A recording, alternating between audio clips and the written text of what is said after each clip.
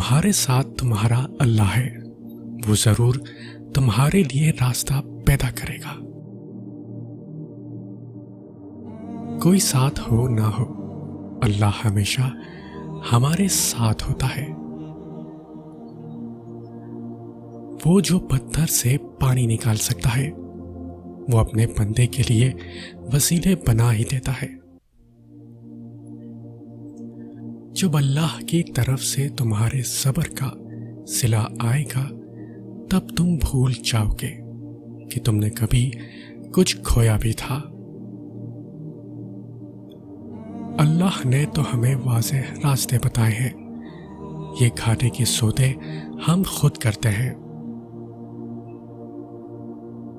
جس نے مقدر لکھا ہے، اس کے پاس مقدر بدلنے کے بھی اختیارات ہیں۔ قسمت کی گرہ کو دعا اور صبر سے ہی سلجھایا جا سکتا ہے۔ بے صبری اور پریشانی سے یہ گرہ مزید الجھ سکتی ہے۔ وہ اسی کو میسر ہوتا ہے جو اسے پانا چاہتا ہے۔ صبر کرنے والوں کا مقدمہ اللہ خود لڑتا ہے۔ جب اللہ کا کرم ہو جاتا ہے تو وسیلے بھی بن جاتے ہیں اور مانگنے کا طریقہ بھی آ جاتا ہے۔